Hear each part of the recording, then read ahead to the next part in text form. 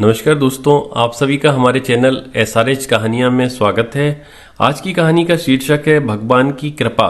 एक राजा था, उसका मंत्री भगवान का भक्त था। कोई भी बात होती तो वह यही कहता कि भगवान की बड़ी कृपा हो गई। एक दिन राजा के बेटे की मृत्यु हो गई।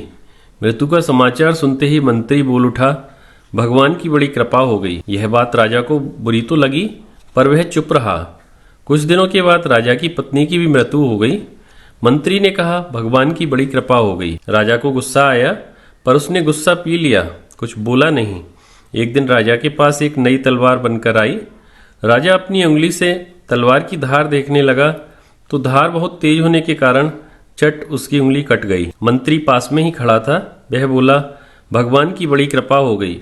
अब राजा के भीतर जमा गुस्सा बाहर निकला और उसने तुरंत मंत्री को राज्य से बाहर निकल जाने का आदेश दे दिया और कहा कि मेरे राज्य में अन्न जल ग्रहण मत करना।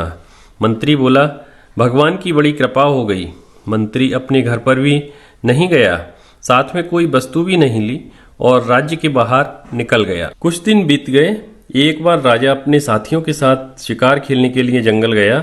जंगल में एक सूअर का पीछा करते करते राजा बहुत दूर घने जंगल में निकल गया। उसके सभी साथी बहुत पीछे छूट गए। वहां जंगल में डाकुओं का एक दल रहता था। उस दिन डाकुओं ने काली देवी को एक मनुष्य की बलि देने का विचार किया हुआ था। संयोग से डाकुओं ने राजा को देख लिया। उन्होंने राजा को पकड़कर बांध दिया। अब उन्होंने बलि देने की तैयारी शुरू कर दी। जब पूरी तैयारी हो गई तब डाकुओं के पुरोहित ने राजा से पूछा, तुम्हारा बेटा जीवित है? राजा बोला, नहीं, वह मर गया। पुरोहित ने कहा, इसका तो हृदय जला हुआ है। पुरोहित ने फिर पूछा, तुम्हारी पत्नी जीवित है? राजा बोला, वह भी मर चुकी है। पुरोहित ने कहा कि यह तो आधे अंग का है, अतः यह बलि के योग्य नहीं है, परंतु हो सकता है कि यह मरने के भय से झूठ बोल रहा हो। पुरोहित ने राजा के शरीर की जांच की तो देखा कि उसकी अंगुली कटी हुई है। पुरोहित बोला, अरे यह तो अंग भंग है, बलि के योग्य नहीं है, छोड़ दो इसको। डाकुओं ने राजा को छोड़ दिया। राजा अपने घर लौट आया। लौटते ही उसने अपने आदमियों को आज्ञा दी कि हमारा मंत्री जहां भी हो उसको तुरंत ढूंढकर हमारे पास लाओ।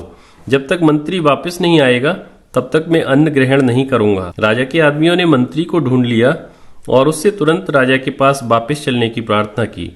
मंत्री ने कहा, भगवान की बड़ी कृपा हो गई। मंत्री राजा के सामने उपस्थित हो गया। राजा ने बड़े आदर पूर्वक मंत्री को बैठाया और अपनी भूल पर पश्चाताप करते हुए जंगल वाली घटना सुनाकर कहा कि पहले मैं तुम्हारी बात को समझा नहीं, अब समझ में आया कि भगवान की मेरे पर कितनी कृपा थी। भगवान की कृपा से अगर मेरी उंगली न कटती तो उस दिन मेरा गला कट जाता, परंतु जब मैंने तुम्हें राज्य से निकाल दिया तब तुमने कहा कि भगवान की बड़ी कृपा हो गई, तो वह कृपा क्या थी यह अभी मेरी समझ में नहीं आया। मंत्री बोला, महाराज, जब आप शिकार करने गए तब मैं भी आपके साथ जंगल में जाता। आपके साथ मैं भी जंगल में बहुत दूर निकल जाता, क्योंकि मेरा घोड़ा आपके घोड़े से कम तेज नहीं है। डाकू लोग आपके साथ मेरे को भी पकड़ लेते।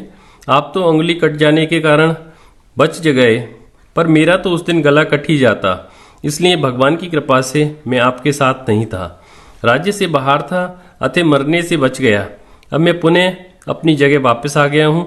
यह भगवान की कृपा ही तो है। दोस्तों, इसी तरह की और कहानियों के लिए आप हमारे YouTube चैनल SRH कहानियाँ सब्सक्राइब करें। वीडियो देखने के लिए आप सभी को बहुत बहुत धन्यवाद।